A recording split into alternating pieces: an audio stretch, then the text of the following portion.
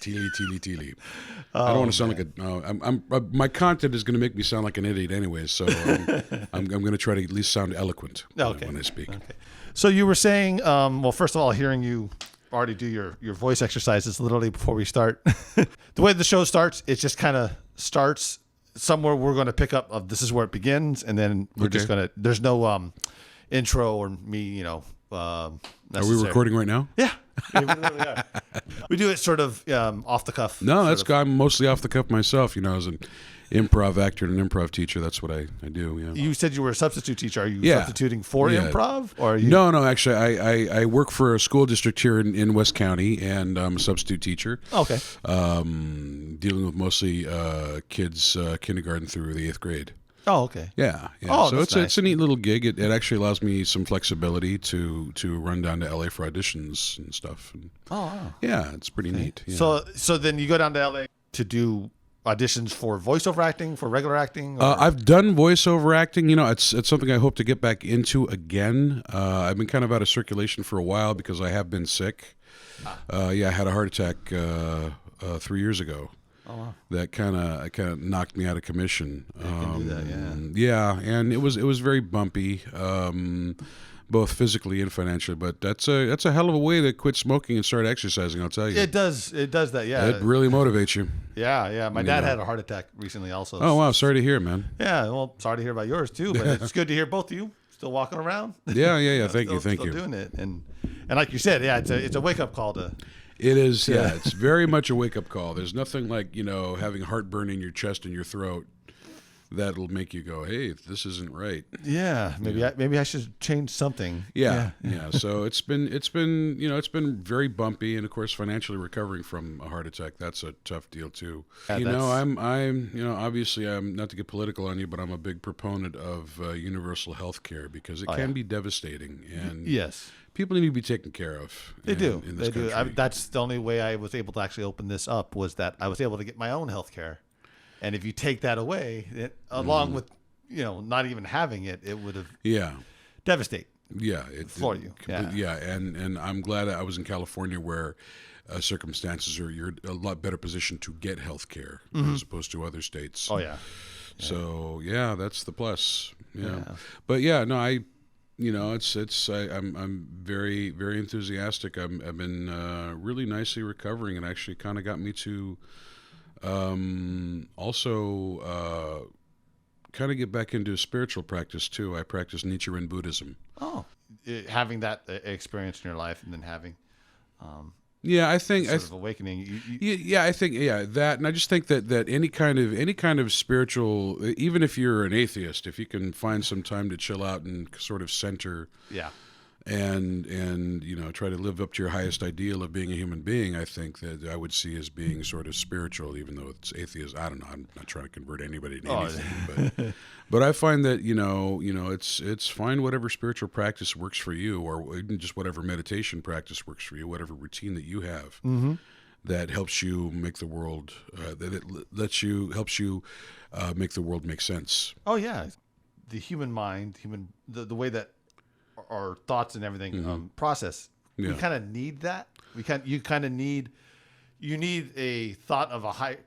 Yeah, like you're saying, I'm not trying to change anyone here, but you need a thought of a higher self or a higher other, if anything, to be better at, or a higher ideal. And what I've experienced and what I've studied about Buddhism so far is not necessarily that you have a deity necessarily outside of yourself, but it's more of living to your higher ideal. Yeah. In Nichiren Buddhism, we pray in front of something called a Gohonzon, which is a scroll that contains several different writings on it, but the main writing on there is the phrase Nam-myoho Renge Kyo, which is sort of the main chant of this particular Buddhist practice, which roughly translates into the devotion to the mystery of the Lotus Sutra. And the Lotus Sutra is actually an analogy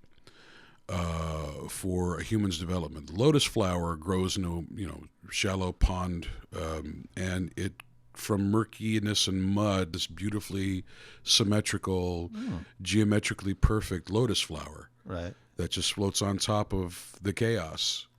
Above it. Or, and this is sort of the metaphor for human perfection, or human, or attaining Buddhahood, or becoming a better human being. It's like chaos seems to always want to reach out toward order in some way, shape, or form. That's right. And that's, this a very common symbol in Buddhism is a lotus flower. And so that's what Nichiren Buddhism is. And when you pray to the Gahans on this scroll of these words plus other things and names of other Buddhist characters and things, you're not necessarily praying to a deity or something outside of yourself. You're not necessarily chanting to God or a number of gods. You're sort of devoting yourself and contemplating the idea of perfecting yourself. Of the self. And part of that is perfecting yourself is where you begin to make the change. Not to quote Michael Jackson, Man in the Mirror, all that, but that just happens to be true. Right. You start with change with yourself and it radiates outward. And the principle, as I interpret it, the principle of going from chaos to order is kind of, like I said, it's a metaphor for human growth. You could see victory or discovering or self-awareness and self-discovery becoming an inevitability. You're gonna go through life one way or the other. Oh yeah, I look at it that way, and you'll pick up lessons in this lifetime or maybe even other lifetimes. Just understanding cause and effect.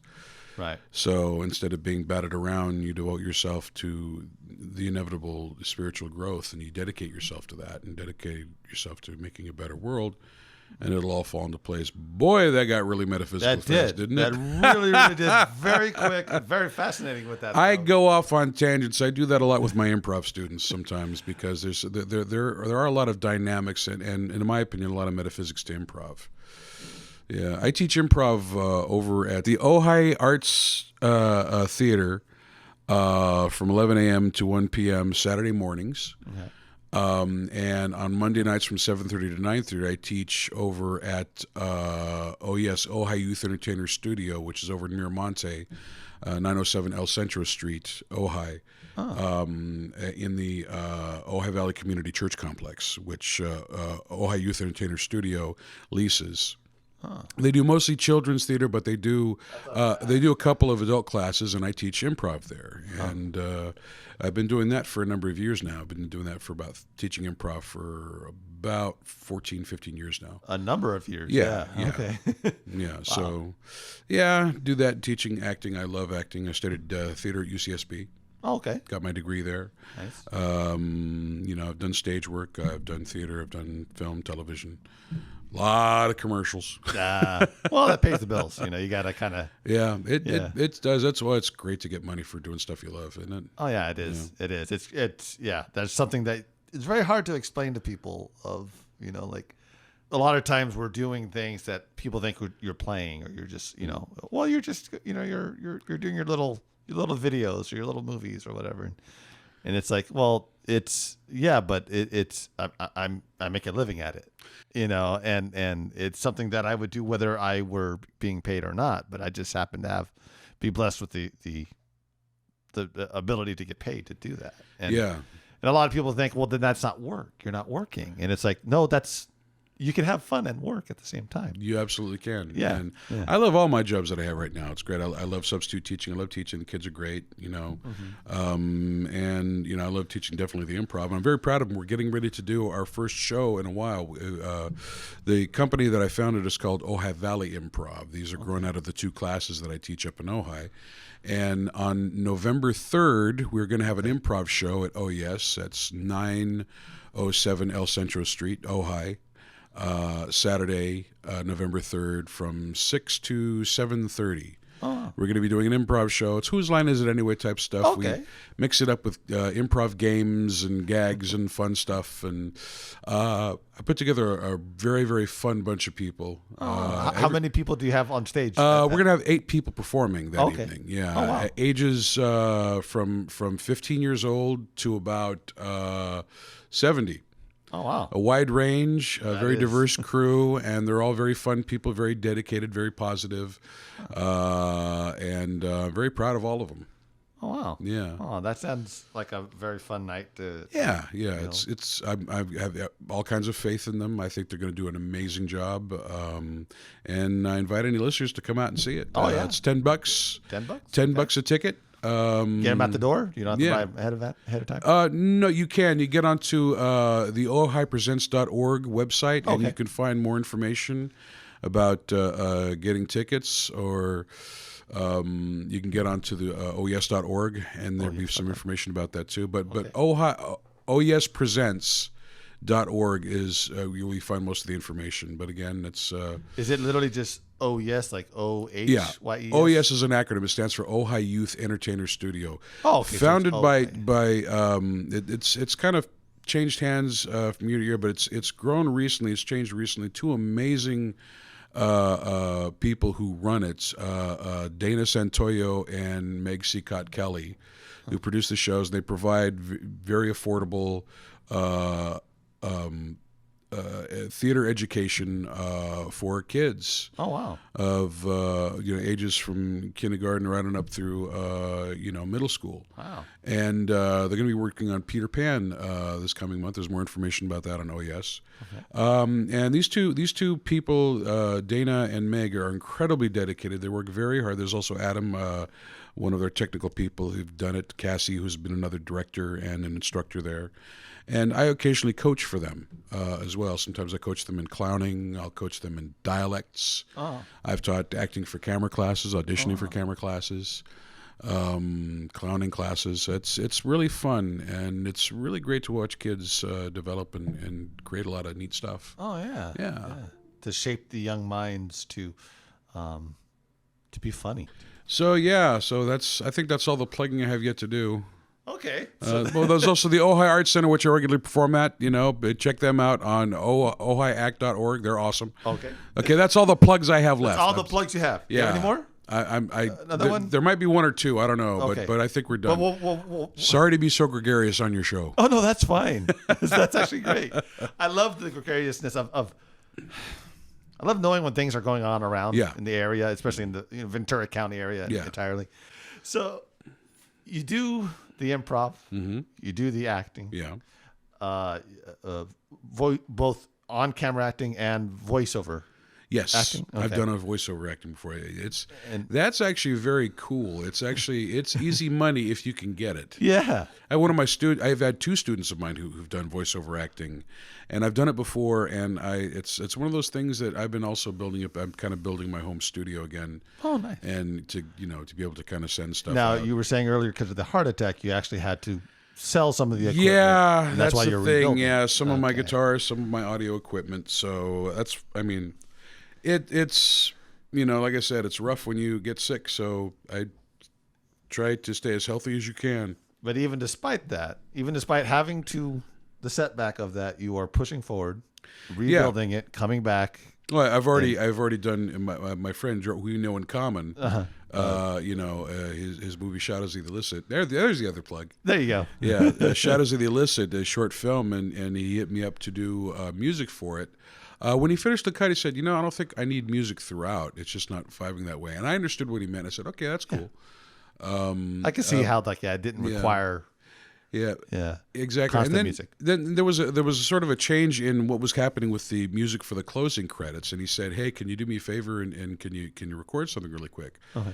So I said, okay. So I pulled out my old audio stuff and plugged in my guitars and so not just the synthesizer, but you're actually doing real instruments, real. Oh yeah. Okay. Yeah. No, I don't really play keyboards that much. My main instrument is the guitar. Oh, okay.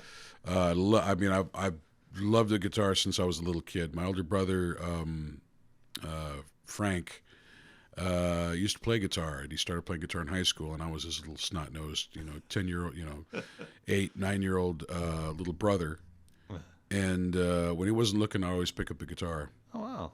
Yeah, he kind of let it fall by the wayside. I mean, he still plays, but I really picked it up and started playing with it. I've been in several bands and stuff. And so self-taught then? Yeah, self-taught. Yeah, okay. I think some of the best musicians are kind of self-taught. Well, that's not entirely true because I think you as you go through life, when you're a teenager, and then when you grow up, and you sort of trade riffs with people. You hang out with people, you jam with them, and you pick up things here and there, or you get pointed in the direction. One of my oldest, dearest friends, Stuart, I met him in college. We're studying theater, and he really was very instrumental in introducing me to the blues. Oh, wow. The blues and blues-influenced British rock, like the Yardbirds, Led Zeppelin, Cream, and the bands that influenced them, like Muddy Waters, Buddy Guy, John Lee Hooker. My friend Joe, who we know in common, the filmmaker, the guy who directed Shadows of the Illicit, he really turned me on to 50s rockabilly. Oh. And stuff like that. And I'd grown up with post-punk and punk rock and a lot of ska and reggae in the early 80s. And that was, that's that era of music is probably one of the greater unsung eras of music, the post-punk era between 1978 and roughly 1982, like 77 to about 82, 83. There was a lot of great diversive, subversive music where people were just going in all these great different directions. And I think it was bands like the Stranglers and Public Image Limited, which was came from the ashes of the Sex Pistols, started doing really amazing stuff, and that was sort of the cue for everybody to do things. I mean, you had mod revivalists like the Jam, or you had people who were doing ska like the Specials or the English Beat. You had the very beginnings of Gothic and even some techno stuff with Joy Division and The Cure. I mean, there was really a lot of great music. Even punk bands that were still going strong for a while, like the Ruts or the Clash. And then, to quote Dave Wakeling, who was the leader of the English Beat, he said this in an interview I never forgot. It's like, there was a lot of great, amazing, diverse music. Different cultures, different countries, different this, different that. And then somewhere in the early mid '80s, a bunch of guys showed up with keyboards. It looked like they raided their mother's makeup kits and wardrobes, and they just kind of blew the whole thing. Yeah. That whole kind of, romanticized synthesizer pop, exactly. Drum machines and right. Yeah, that was your what is it, Devo and no, Devo wasn't too bad. It was more bands like Duran Duran. Oh, and Depeche Mode, and you could say what you want about them, but that was sort of, even those bands aren't too bad, but it's their pale imitations that really kind of ruin it. And really, I think for any genre or any phase of music, it's always people who do the pale imitation of the originals that do it. And that's what was so amazing about the post-punk period, was that there was a lot of really original stuff in a lot of really different ways. And it was very amazing stuff happening. I count Tom Petty and the Heartbreakers that way. Kind of going back to the sound of the Byrds and the Byrds and Creedence Clearwater Revival, but still kind of having that edge of the post-punk happening. A dash of that. If you heard the early Tom Petty. Yeah, they're early. And early REM too. Oh yeah, definitely. So love that kind of stuff. Love the Smiths. The Stranglers. There's a band that should be remembered more often, but isn't. Anyways, I'm a crazy old coot when it comes to music. Oh no, that's good. I like hearing someone who knows their stuff about it. Thank you. Yeah. I mean, some of the bands I know, I don't know enough about it, but I now I'm going to go start looking these up. Yeah. Exactly. Oh yeah. If you ever have to listen to one band. Dig in the past for one band, I would definitely recommend the Stranglers. Okay. Or definitely the Jam. They're very well known in Europe and Britain, not so well known here in the United States, for a couple of different reasons. Because they're very British, and they spoke to very specifically a British audience. Yes. And that kind of didn't translate that well. And the band wasn't terribly interested in busting through, because their first couple of tours of America they hated. Really, they didn't like early days of punk, 1977, and they just kind of said, I've had friends who went to see them, and they're, oh man, those are the great best. But somehow, that's another thing. There were a lot of great British bands that for some reason never really charted here in the United States. Yeah, it's something I blame Reagan personally, but that's just me. Yeah. Yeah. But no, it's never. God, I did it a girl who was 18 years younger than me, and she was into retro 80s. And I said, oh, great, yeah, Joy Division, Susie and the Banshees, The Jam. There's no Culture Club, Duran Duran. Oh, let's break out the leg warmer, shall we? Holy smokes. Oh, my goodness. Being able to play an entire song by holding one key down. Yeah, but that's the way it is. Yeah. I always have to check myself. I go, oh my God, am I turning into an old fart? It's like, yeah, back in my day, that kind of nonsense. Yeah, there are signs as you get older that show you that you're getting older. Or that you're just of a different time. Yeah. I'm not really quick to bag on millennials because they have a lot of crap they're gonna have to put up with. A whole lot of crap. Yeah, so it's kind of disconcerting to hear either whatever World War II generation, greatest generation members that are left, and definitely baby boomers, and even people in my own generation, Gen X. They're like millennials or this, that, and the other thing. And I'm like, yeah, but that's what the older generation said about you nitwit. Exactly, right? Here's what it's going to be. You're going to get a bunch of people in a generation. You're going to get a bunch of cool people. You're going to get people who are just average people who are just kind of trying to get by. Right. Then you're going to get a gang of nitwits that try and do certain things that unfortunately are going to help define that generation. Right. Case in point, man buns. Yes. Completely, in my opinion, completely silly. Not a fashion choice that I would choose. Not because I'm balding on top, but I don't know. The only people I think you deserve to wear knot tops are samurais, in my opinion. There you go. Because they have cutlery. But every Well, would you say that the man bun is now what the bell bottoms were for the 70s? No, I would say they were what the mullet was in the 70s. There you go. Okay, 80s, yes. In the 80s. Ah, yes, the mullet, the Tennessee top hat, the Wisconsin waterfall, the achy, breaky, big mistakey. But no, I mean, you have to think about it. And I think there's a problem with people trying to identify or categorize people too much by what generation they were born in. Yes. And that's ridiculous. When you have to think about it this way. You have to think about it this way. Stop and think about it for just a second. Yeah. John Lennon. Okay. Bill Clinton. Robert De Niro. And Donald Trump are all of the same generation. They're all baby boomers. Now think about how wide and varied that group of individuals are when you stack them side by side. Yes, and now that just makes me angry, though, that they're all in the same category or same generation. Well, they're the same generation, but that's about it. And so there's this weird thing where it's like you identify a person by what generation they're in. That just doesn't make a whole lot of sense to me. Yeah. It's just like, no, there's just...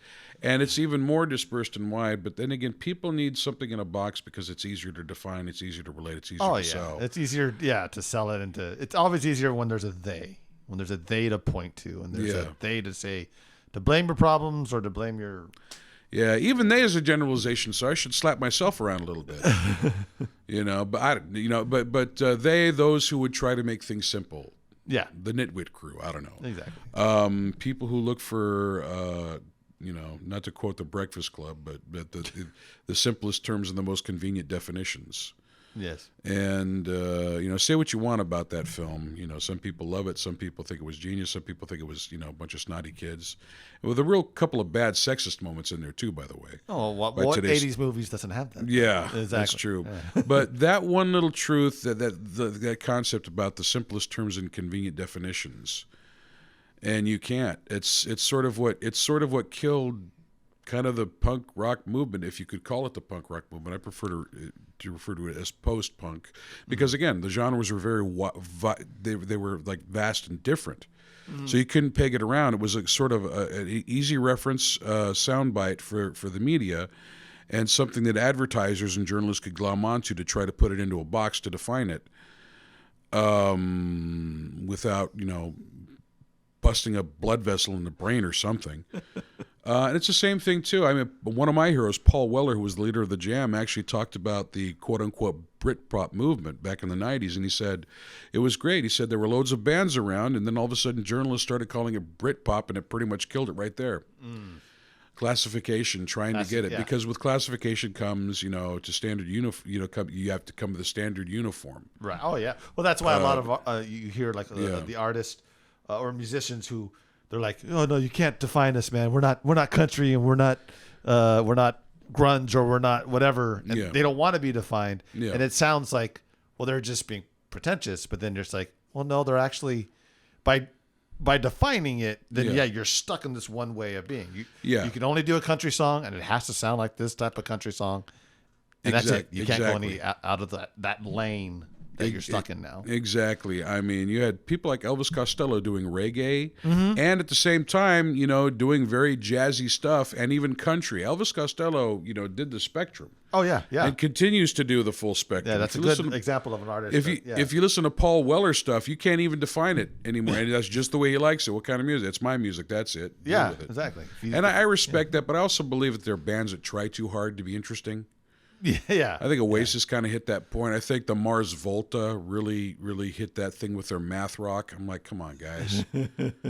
You're very talented musicians. They're great musicians, but they do these weird time combinations just to be different and interesting.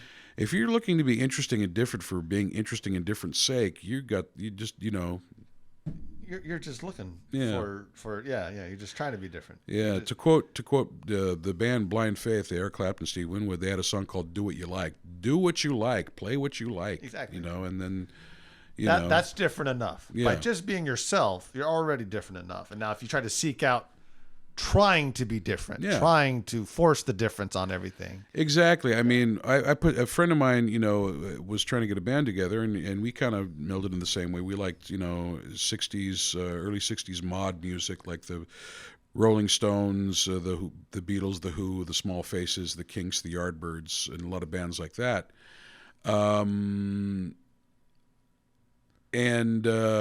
So we put a band together, but he had this bent to want to do crowd pleasers, like Love Potion No. 9 and stuff like that. And I go, why don't we play what we want? Well, we can't sell it that way. I go, well, if we do a good job, we're going to be okay. These are not horrible tunes, or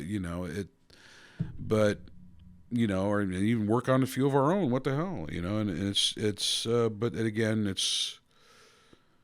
People want to make safe bets, safe choices, and that really makes the palate bland. Yeah. I mean, it's if you look at. I mean, you could even look. I would almost apply that to a lot of what Hollywood's producing right now. Yeah. Right. Because it feels very bland. Everything's the same because they're all safe bets. They're all like that's why they're doing all the making all these comic book. Related movies or book related movies because they're just trying to be a crowd what has an already built in audience and it's what they're trying to or they're doing what they think the audience wants. Yes. Like like the story about the Edsel. Yeah. The Edsel came out, and the biggest sort of test marketing for that in the research was this. They sent out questionnaires of the initial designs for that car. And they said, is this something that your neighbor would drive, do you think?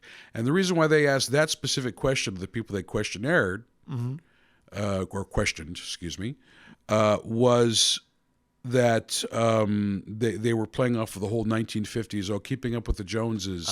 They saw that as a sort of the sort of envy, Keeping Up with the Joneses, that was something that helped fuel the market. Back then, and so that's the perspective they came with when they asked that question: is this something you can see your neighbor driving? And it was marketed to be like a sort of an entry level executive's car, the Edsel, and it was considered to be one of the worst failures in automotive history. The better question would be probably, would you drive this car? Yeah, exactly. But then again, it's always looking over the other guy's shoulders.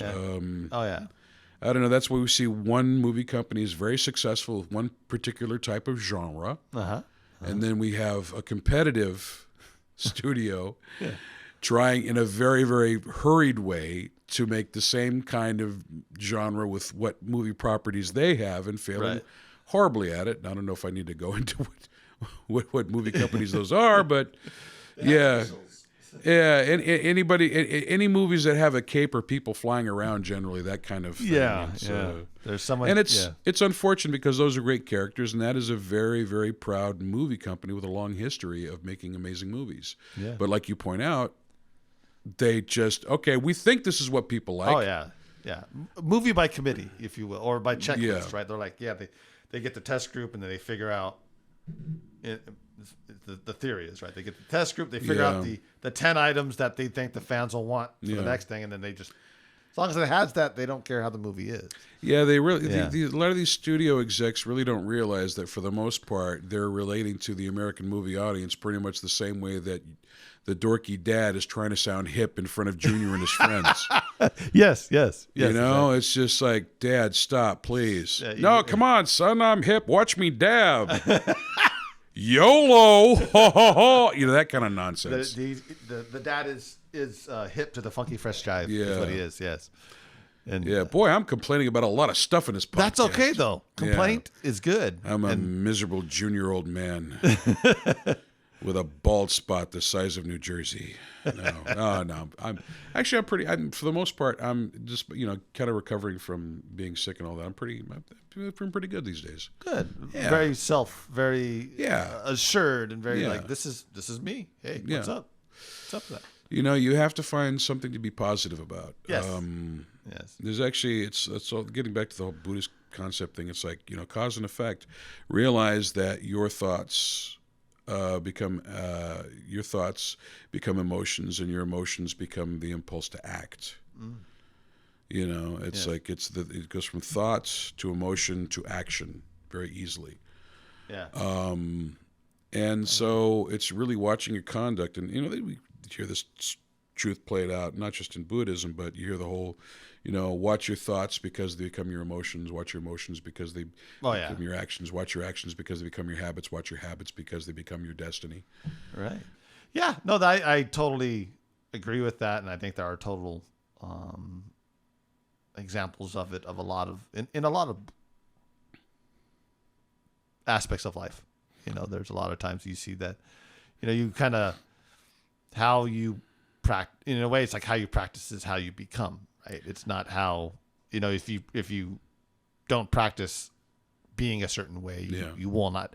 You could think you're a nice guy, but if you don't practice being a nice guy, and it doesn't become a natural thing. Yeah, you become a gladhander. I mean, I've been a lot of people in the industry who are just like, very, hi, how you doing? Nice to see you. Hey, buddy, how you doing? Yeah. Hey, brother, what's happening? That kind of stuff. Yeah.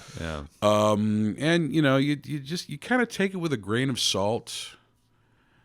To say, oh, you can't trust anybody, that's a little bit too harsh. Yeah. You can always be cautious. I think that's not being sort of walled up and being, in some kind of sinister, paranoid way, in Machiavellian way. You're, take no prisoners. I go it alone. That kind of thing. No. But there are a lot of people who are very,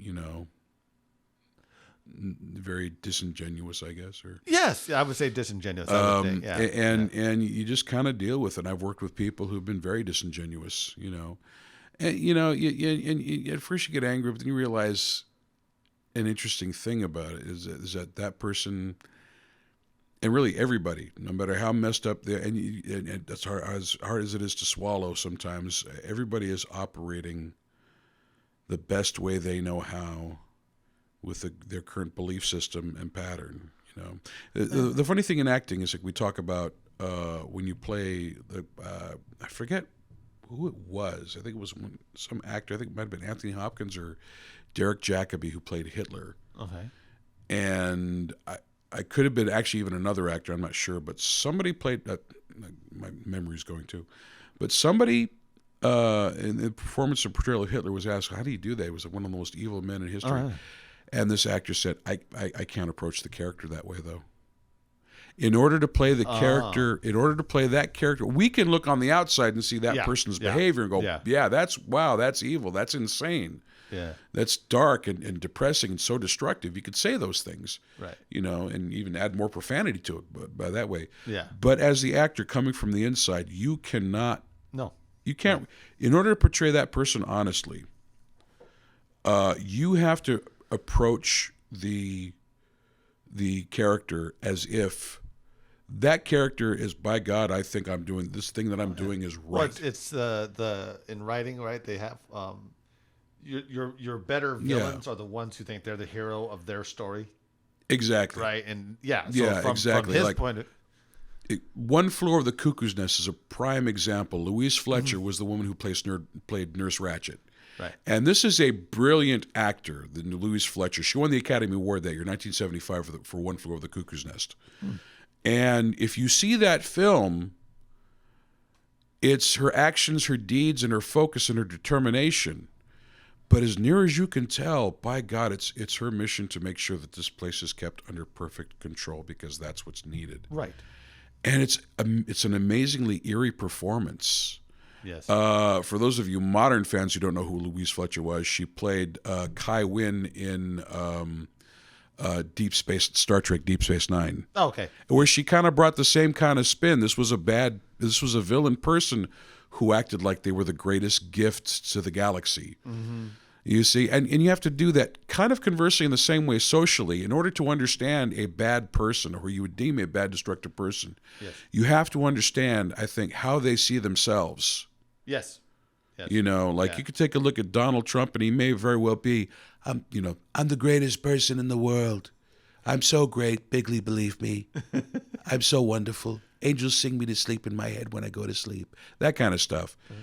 You can't just, unless you've been seriously unhinged and your mental illness goes specifically in that direction, which in most cases it doesn't, no villain goes off in a corner and goes, waka, waka, waka, I'm evil. Oh, blah, blah, blah, blah. That's ridiculous. Yeah. Yet, for the most part, we treat our opponents that way. Yeah, as if they eat, sleep, and breathe being a villain. My God, Mitch McConnell is doing this and that, and he prays to Satan in his sleep. And really the truth of it is the guy probably talks himself into enough game to thinking that, giving billionaires a tax cut while at the same time cutting Social Security and Medicaid for poor and elderly people, he's being a great guy because he's trying to help stimulate the economy. That's what they believe, yeah. And you can't get an inch anywhere with anybody if you operate under that assumption that he's waka waka waka evil. Right? You're gonna have to kind of stomach it and go, okay, here's what it is. This guy is thinking this way. Yeah. So I have to approach it that way. Yeah. I totally understand that now with the trying to play Hitler. Yeah. The same way. Mm-hmm. So now we're equating Hitler with Donald Trump. Yeah. And with Mitch McConnell. That's what we're doing. Oh, well. I'm just saying. To anyone who would for example, and these are any political opinions that come out of my mouth are purely of my own. I take this is not full a political account for show. them. We have no. So you can edit this one out if you want. But of course, the same thing could be. I'm pretty sure that there are some things on people in every stripe of the political aisle. Yeah. They really think they're doing the best they can, but they're inadvertently doing something that is going to hurt, or it's going to be perceived to be hurting. Well, let's pull it out of a political slant, and let's go toward a movie slant, and let's say like Darth Vader of Star Wars, right? Mm-hmm. Yeah, and same thing, right? To everyone would think that he would always be. He thinks, eats, sleeps, and breathes evil all the time. But to him, he was trying to do something order and trying to do whatever good he thought there was within the world. Yeah, no, he's the Dark Avenger. He said these people have to be stopped because freedom, the amount of, from his perspective, the amount of freedom that these people have is not good because if left to their own devices, they're going to wreck the joint. Right. And so from his perspective, he's coming from, okay, we need to impose order. Yes. And someone has to do it. And it may as well be me. May as well be me. In fact, I think he mentions it in one of the movies, one of the prequels. Yeah, exactly. while not being stellar, had a few interesting philosophical points to Exactly. That's the thing is, I wouldn't say they're totally but they had their place in the world. They have their place, Yeah. and that's perfectly fine. Yeah. That's the interesting question that comes up with that one. It's like everybody panned the Last Jedi recently because the film director decided to put his own kind of spin on everything. And Disney and Lucasfilm and Disney kind of said, okay. And this really enraged a lot of fans. I think the biggest thing was that, well, no, this Rey girl isn't a Skywalker. She's just another person. But that's okay because it's special.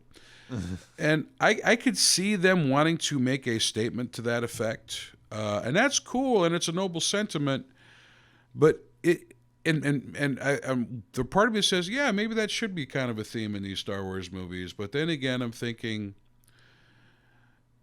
and this is the fun thing, because with Star Wars, you have a built-in audience. You have an expectation that's already there. Oh, yes, yeah. You're in a very screwed position as a filmmaker with an audience like that. Very much so, very much so. Talk about being like in your own, staying in the lane, of being called a country artist, if you will. You're a Star Wars director now. All you can do is this type of story. Yeah. If you go anywhere out of that, your fan base will go nuts saying that it's not right.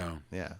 And I think that's exactly, and they did, and then the fans did, and then that's what we got now. And so somehow they're going to wrap things up on a nice pink bow, and then I think, at least for the immediate future, they're going to leave the Skywalker family alone. But I think if they wanted to sort of go in different directions, they already had these additional Star Wars movies coming out that have been really well received, like Rogue One and solo movies were great because they were taking things in different directions, and that's perfect. But I think probably that's what they hope to gear up to, is wrap up this final trilogy and then move on to exploring different things about this world that George Lucas created.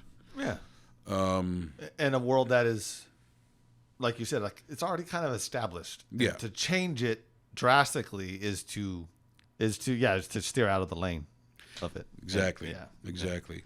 Which you can do, but if you're going to make it where this is a franchise they want to keep doing, do it slowly. Not just change quick. Yeah. Again, just adjusting for people. So yeah. Yeah. So movies. It's just like you said. It's kind of cookie cutter. Yeah. These days. Nowadays. Yeah.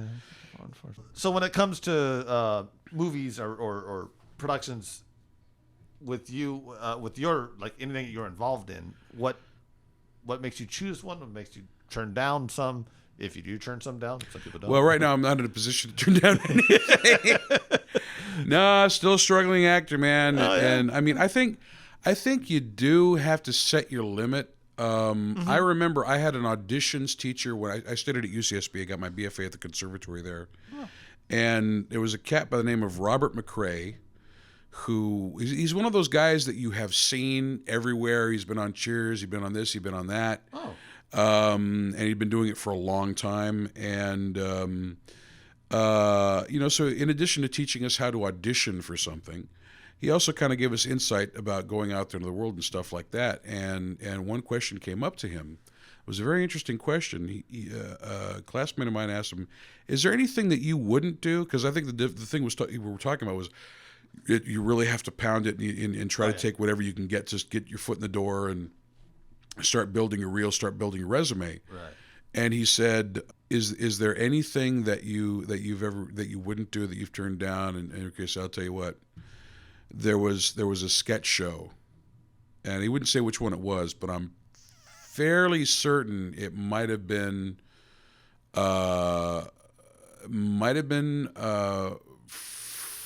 Fridays, which was ABC's attempt to trying to make their own version of Saturday Night Live back in the early 80s. Okay. And I think they were making a parody because this is when sports drinks were starting, and Gatorade had started, and there was a thing about that, and these highly high sodium energy drinks and all that that they were coming out with, Gatorade, fluid and electrolyte replacement and all that, and the sketch was like there was this new Powerade drink coming out, and it was made entirely out of fat people's sweat. Okay. So you could replace your own sweat.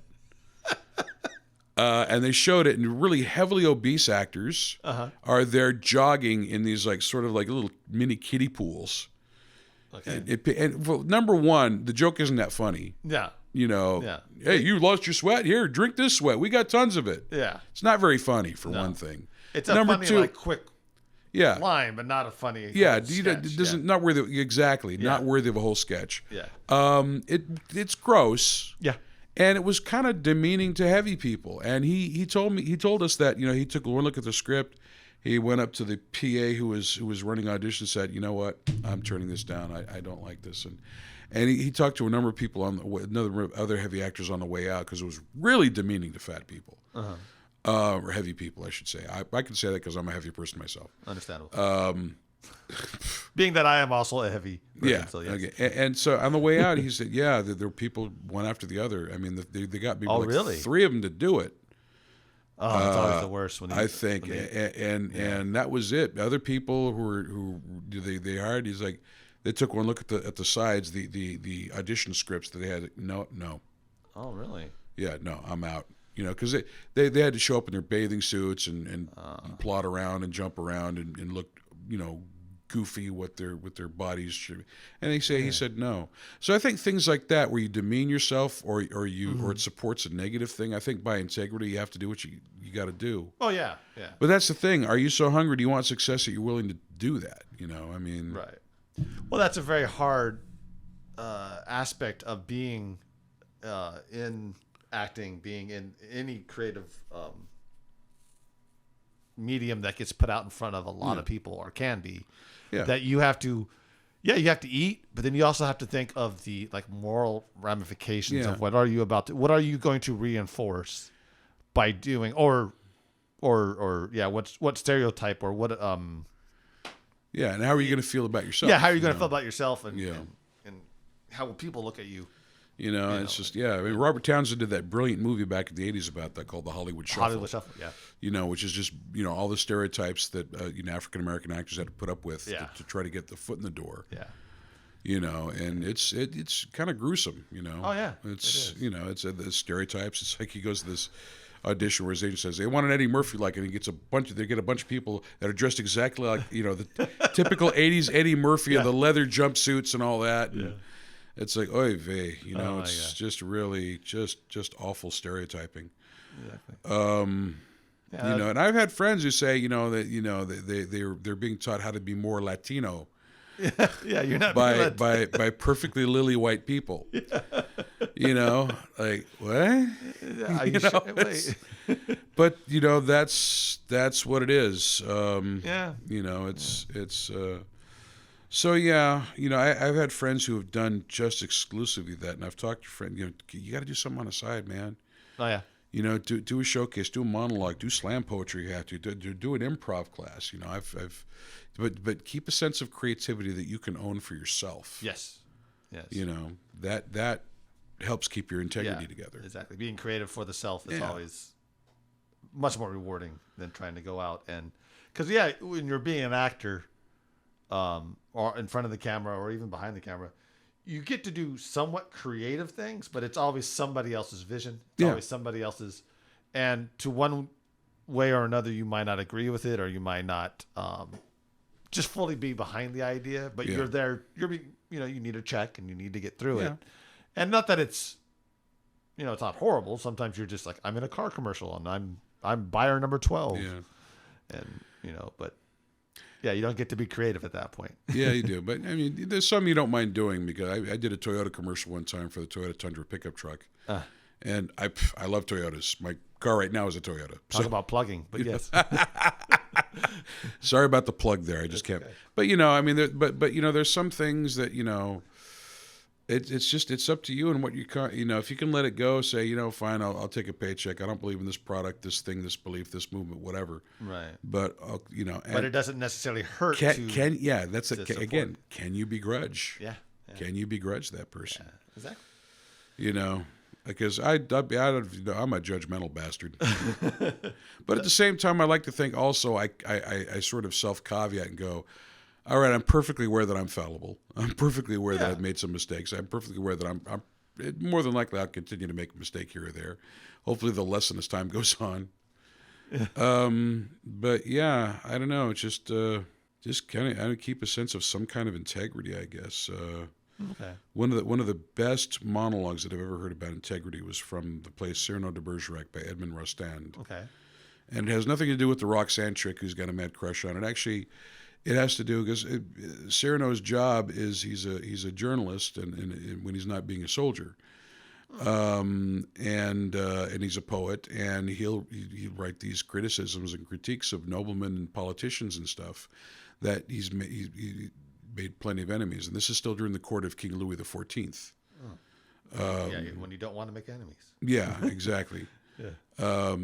He's saying, why don't you take a patron? Why don't you, why don't you take a patron who you be your artist if you just, and be your financier if you just write what they tell you to write.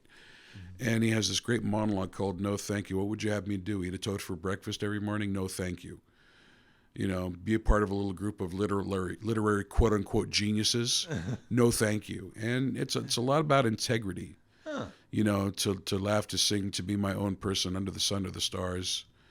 It's really a great play and a great. If you ever see any of the movies,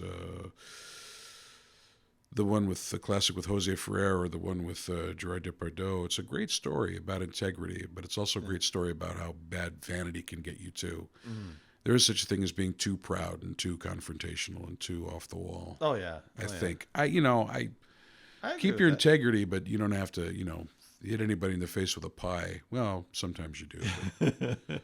Well, if they're asking for it. Yeah. Sometimes literally, sometimes figuratively. Yeah.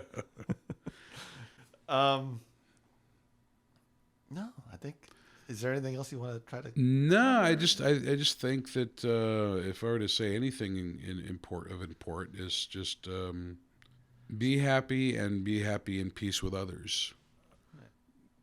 Realize that in any kind of negotiation, whether we're talking about people getting along under the banner of one country or a collaboration with partners in a group or whatever, or even any kind of relationship, one important thing kind of sticks out at me in my brain all the time, and that is in any kind of negotiation, nobody is ever going to get 100% what they want. Yes. And we would all probably either at a personal or a small, a micro level, and a macro level, whether it's just a relationship between two people or whether it's an entire country like ours right now, which obviously is having difficulty. You do have to come together, and in coming together, you have to realize nobody's going to get 100% of what they want. Right.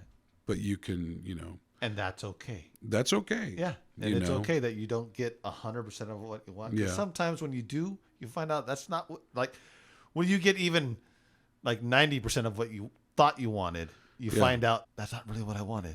Oh yeah. Yeah. Because you don't think, like you were saying before about thinking all the way through with the consequence of what you're doing, and or what you're seeking or what you're going after. And that's kind of. Yeah. Oh yeah, I mean it's even little tiny things. Like I remember one time I got this one particular model of guitar, and that's a great guitar. My hero plays a guitar. It's a wonderful guitar, and I got it. I was like, oh my god, this guitar feels horrible to play. Can I fix it? I tried to fix it. It still felt horrible. I go, guitar's not for me. It looks pretty. Yeah. Looks awesome. My hero plays it, but it's not a good. It's not a good. Yeah, not for me. So, not to sound cliche, but that Rolling Stones song makes a lot of sense. Can't always get what you want, but if you find sometimes you get what you need. Yeah. It's a great quote to quote. Yeah. So here's to getting what you need, not necessarily what you want. But maybe a little bit of, a little bonus here and getting a little bit of what you want. That's pretty cool. Oh, yeah. Yeah. Just a little bit. That's all you need. Just a smidge. Just a smidge. Pinch. A smidge will do you.